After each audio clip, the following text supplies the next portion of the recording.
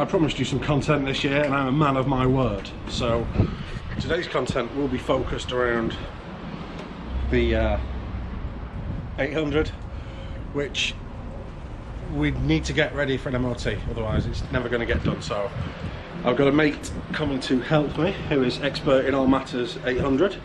He'll be here shortly.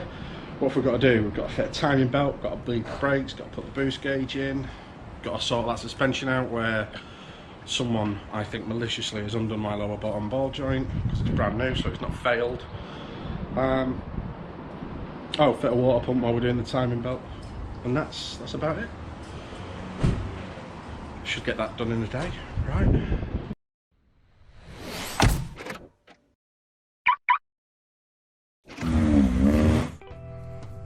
This then is my Rover 800 Vitesse 2-litre Sport. Yay! Doesn't it look great in the glamorous location that is my home? So yeah, Vitesse 2-litre Sport, 200 brake horsepower, various silly shiny bits of chrome on the engine, and some very, very broken front suspension. I don't want to point fingers, but those lower ball joints are brand new, and I know that I tightened them up, so I think somebody's been messing with the car. As such, the car collapsed on itself, and in doing so, it pulled the drive shaft out of the gearbox, which is more than a little bit annoying. So, first job, before I even think about an MOT, is to get the car back on all four wheels.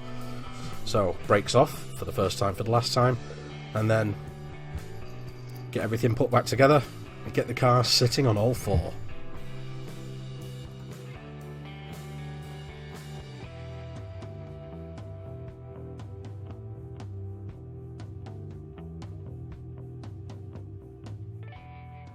So I reached an actual stopping point because I don't have a socket big enough to take the hub nut off. So I brought a man, well I made a man come to me. That's Chris. Chris has a Vitesse as well, and he knows a great deal about them, including ways to stand on bars. But he's got a Range Rover which has also stopped working, which is some great foreshadowing for what we're trying to do today.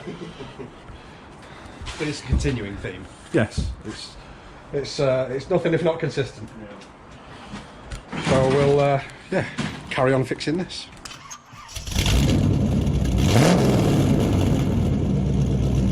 What have we achieved? We've taken the drive shaft out, all boots are off. Of course, because it's a Rover, the roller bearing disintegrated, so that'll be fun to put back together in a minute.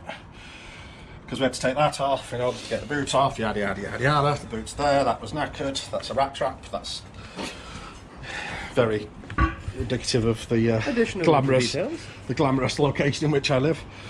And there's drive shaft, new boot. Now we've just got to wrestle with this clip, put the weight back on, put that in back on, put the other boot back on, put it back in the car. Job is a good un, or something. Because obviously the ring fell off the top of the shaft. I don't know what I'm calling these things. So all the roller bearings fell out, which I'm now painstakingly trying to put back in, and it's very, very frustrating.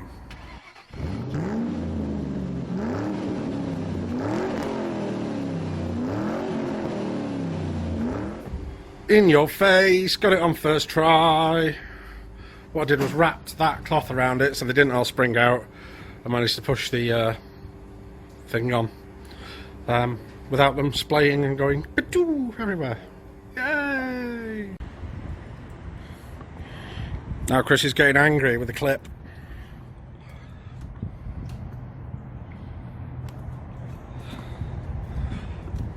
Without swearing, because this is for all the family, what are your opinions on these clips, Chris? I love them. They are magnificent. Are they your best friends? They are lovely. I'm going to stop filming now before there's a bout of rage.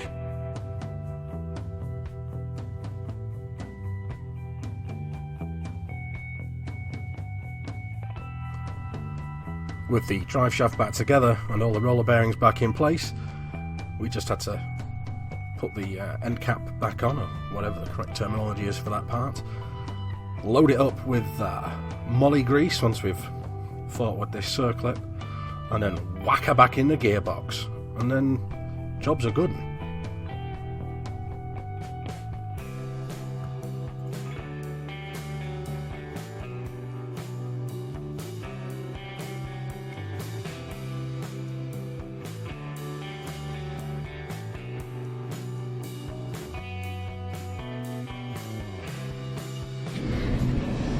Look, the suspension is in.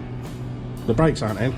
But all that's done, new drive shaft, new boots. I'm going to get the garage to put a proper clip on that inner CV because I can't be bothered fighting with it. So we'll put the brakes back on and then we can bleed the brakes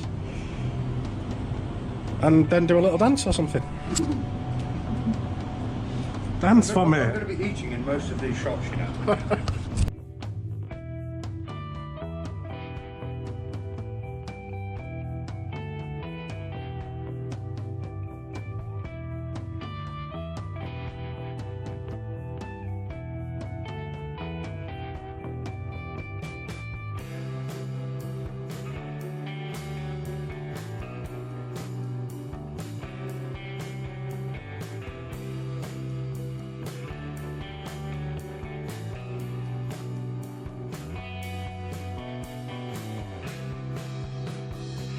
So I should probably introduce you to the engine a little bit and what I've done to it. I've obviously put some blingy chrome bits on because you need those. Much like you need a blingy oil filler cap, which because of where it's been machined just takes the skin off your fingers. More blingy chrome. I polished up my injection manifold so that it's shiny, because shiny matters. Replacement header tank, that was unobtainium, got that from a scrapyard. It'll probably explode, you can already see where the plastic's getting weak, but I like OE. When it does explode, I'll deal with that then. What have I done? New thermostat, new rocker cover gaskets because it was hissing oil out, manual boost controller because I broke something down there. The airbox is drilled because it's 1998 and I still read revs. Pipe across air filter, full service, plugs, leads, new coil pack, full clean up because it was hanging in here. That's about all I've done. Oh, and fitted silly bonnet vents because a Rover needs help to be cool. Insert your own head gasket joke here. It doesn't look like much, but it was hanging when I got it, so it's had a lot of work done. It's had to have a new brake line put in that goes from there all the way over around the back to there. Boost gauge, like I say, it was filthy hanging, like it had been in a swamp when I got it, which it's not now. Repainted various bits. So yeah, that's my T-Series 2 litre turbo engine. Oh, new scuttle as well. And I painted the wiper arms because I like painting things.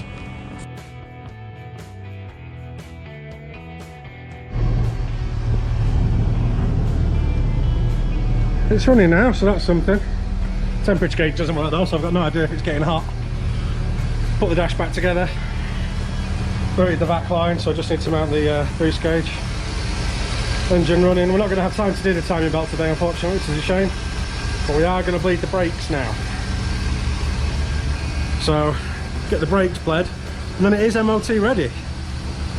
Obviously need to do the timing belt at some point, which I will do. But suspension is on.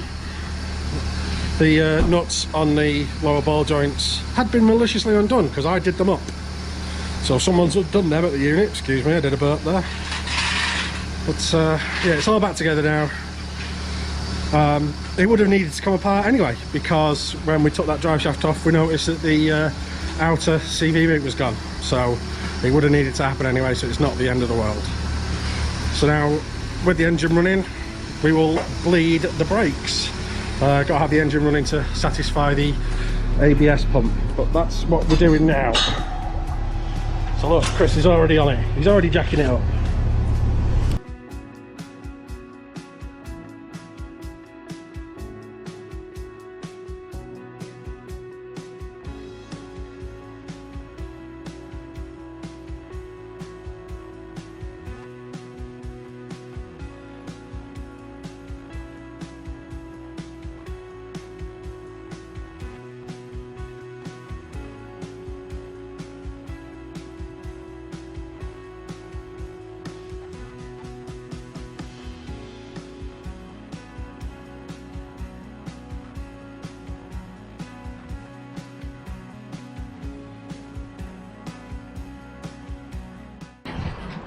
Filming in the dark.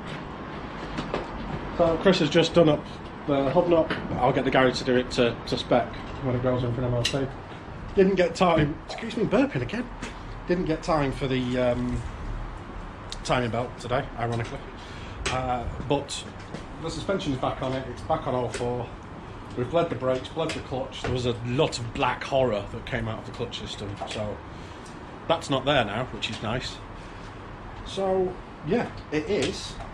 Once I mount the boost gauge, it is MOT ready, which is what the next scene will be. But now I've got to edit this, and I've got to put all these tools away, and I'll MOT it in a week, and it's gone dark now. And get the Range Rover recovered back to you. Yeah, and Chris needs to get the Range Rover recovered because it's broken. Because that's what Range Rovers do. Yeah, it's totally out of character on the T30, yeah.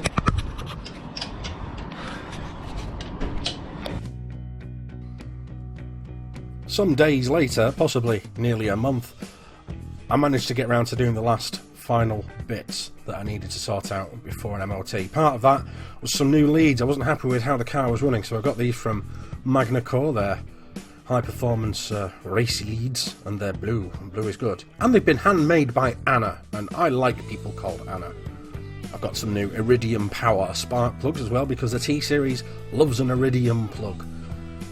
So I wanted to do those before the MOT because the car's not run for a long time. It's not been on the road for a long time, certainly, and I'm slightly concerned about emissions, so I thought this would at least give it a fighting chance. Fairly straightforward to put them in, and just looks a lot better. You can see the old leads were all over the shop, so threw those in, threw the cover back on, and then that's it. Job's a good one. Well, not quite. One more thing I need to do. The temperature gauge wasn't working all the time. Sometimes it worked, sometimes it didn't.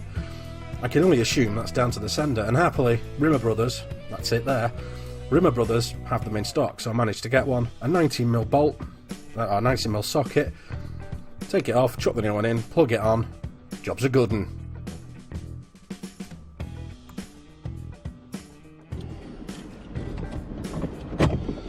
So new Magnacore leads, new Iridium spark plugs, new temp sender. All I've got to do is make sure it starts. Fingers crossed. Oh, that's cleaner. Jesus. It was properly lumpy before in the previous leads and with the previous plugs. Oh, she likes them. Top.